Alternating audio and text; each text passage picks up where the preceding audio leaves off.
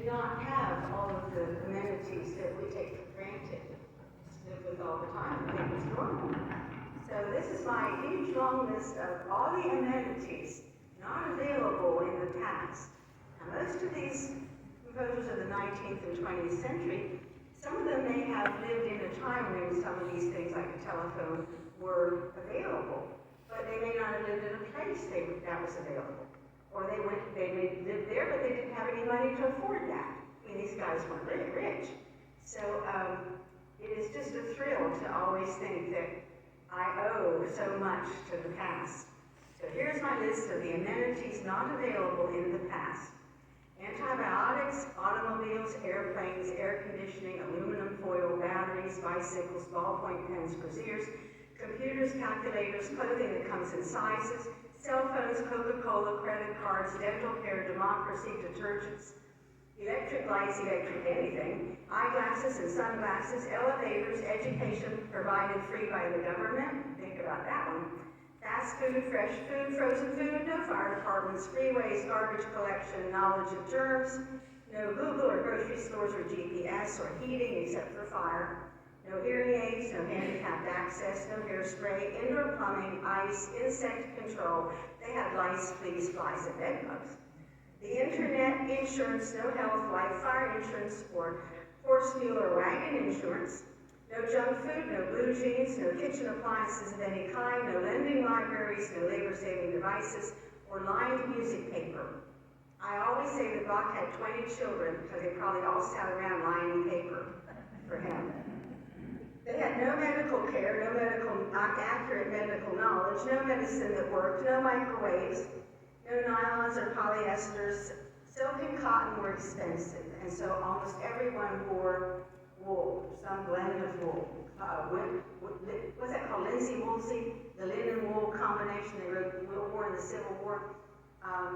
So they wore this stuff 24/7, eating, sleeping, working, sweating, and they had nothing to take out grease. So now you think about no detergents, and everything you have is coated with some kind of oil, either body oil or cooking oil or something. Not a nice thought. They had no nuclear power or operations with anesthesia. They did have operations. They just didn't have anesthesia. Bach and Handel both had their cataracts removed. And Handel survived it. We're not sure about Bach. He died not very long after that. He may have died of the infection caused, because of course they had no knowledge of germs in Bach's time. They had no photographs or pencils or erasers, printers, postal service, police protection, no Pure Food and Drug Act, no paper clips or plastic, no Q-tips, radios, recordings of anything, railroads, refrigerators, social security, sewing machines, shoes that come in sizes, or shoes that just come for the right and left foot. All their shoes just came, this is a shoe. After you wear it a while, you switch feet, so you wear it evenly. And when you pass it down to the next kid in line, you don't cripple it. No staples, telephones, telegraph, television, anything except tell a neighbor. They had no toothpaste, umbrellas, vitamins, vacations, vaccines, vacuum cleaners, veterinary care, washing machines and dryers, water heaters, window screens, Walmart, Xerox machines, X-rays, YouTube, and zippers. Them's was the good old days. Now, don't you feel better? My program today is going to start with a chorale prelude. I'll talk a little bit more about Bach a little later in this program, but I want to tell you first what a chorale prelude is. That is a piece that is based on a Protestant hymn tune. The German hymn tunes were called chorales and are still called chorales. And they're nothing but a hymn tune. Like, we have Amazing Grace and Rock of Ages and all those things. Bach, this is Bach's arrangement. Bach would take the hymn tune and set it in long notes, and underneath it he would have a pedal part and an obligato. The obligato part in this piece originally was played by the left hand. And you're going to say, I have no idea what she's talking about. And you know an obligato, you just don't know you know one. Here's one. This is the one you know.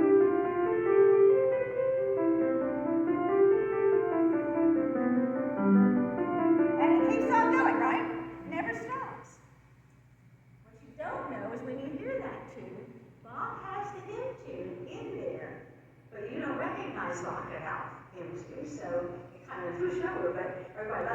about it. If you knew the hymn tune in this one, it would be a little bit more. But in this case, it's a prayer.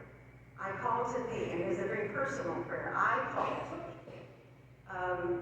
When I was writing this out, I thought, it's interesting. The word prayer, P-R-A-Y-E-R, is also the word prayer. So the man making the prayer is a prayer, and it's exactly the same word. It's interesting difficulties of getting this sort of thing on piano is that you've only got two hands and no feet. So the left hand has to play the feet part. The right hand has to play the left hand and the right hand part from the organ. And Henderson, Archibald Henderson, that arranged this for piano, he was an organist, long, high repute in Scotland, and he did volumes of transcribing organ pieces of Bach's for the piano because he wanted people to get to hear them. So we're going to have Ich Grüße dir by Bach / Henderson.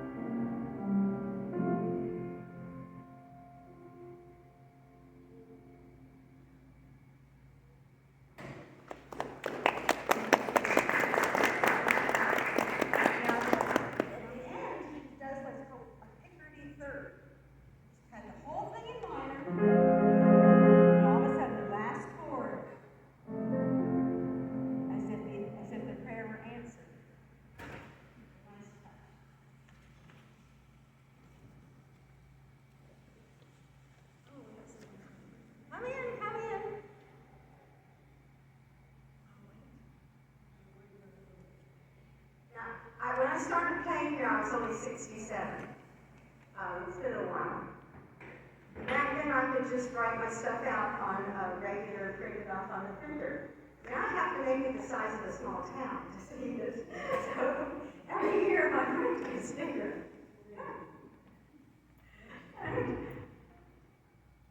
But I'm still grateful for the printer and the fact that I can adjust it in ways that make this easy.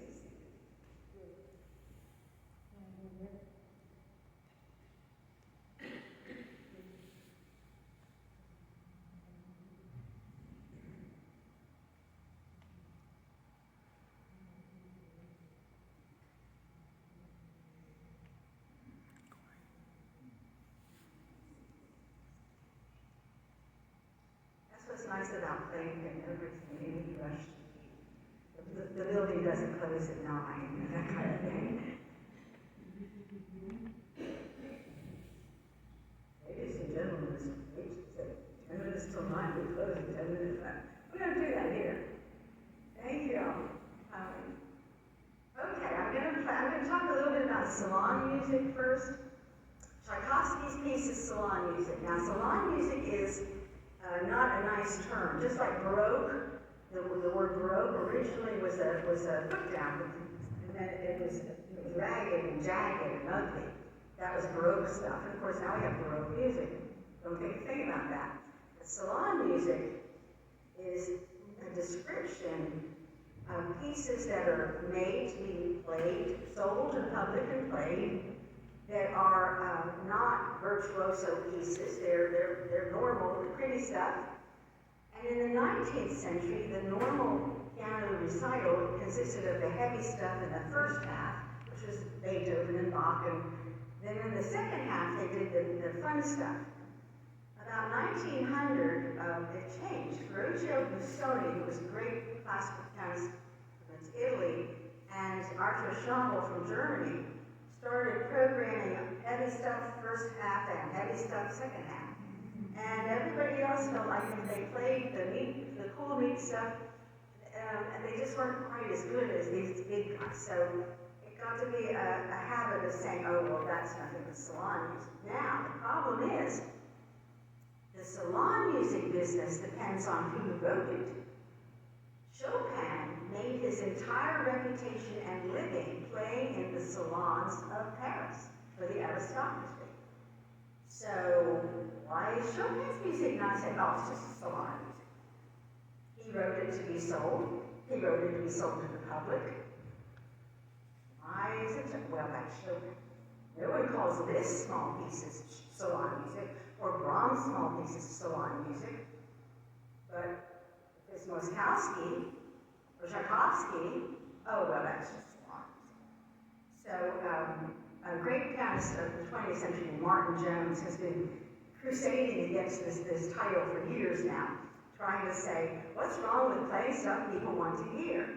Not everybody wants to hear Beethoven's sonatas, 24/7.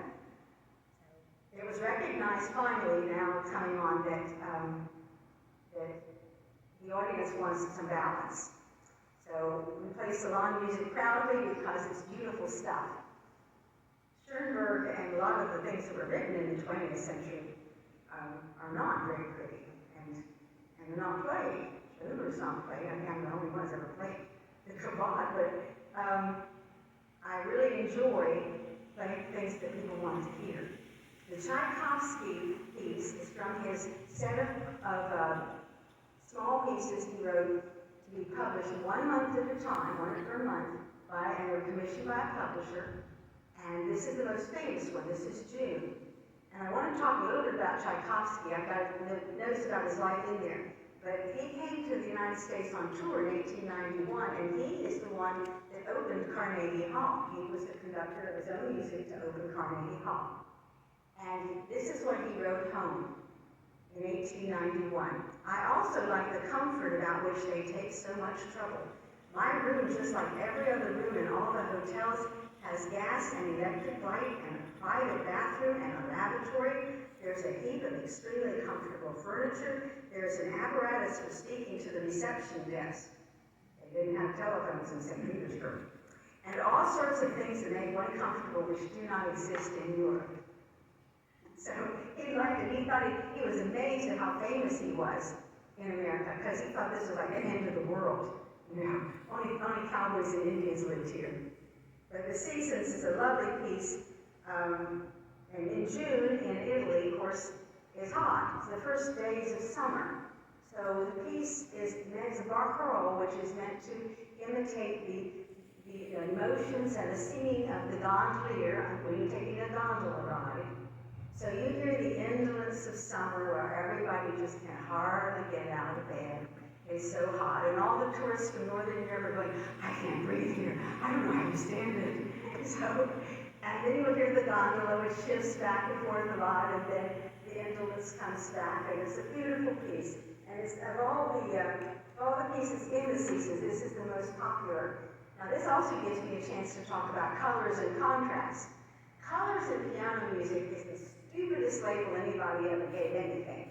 Because it's not red, green, and blue. I can't play yellow, you know? And when your teacher wants you to play something, he'll say, I need more melancholy there. I need more resignation there. I need a little lift there. Nobody says play yellow. But the colors in piano music are just the different sounds you can make on the piano. And the more colors you can make, the better off you are. Because that's what makes the contrast. And the contrasts are what make music. Without contrast, and in fact, the Bach piece that I just played had a few contrasts. You felt a little bit of despair here and there in it. But because it was written for the organ would have had no contrast. It would have had no loud and soft on the organs. All the same, whatever you set it on. So it is not a piece for piano. But piano music should have contrasts and different colors.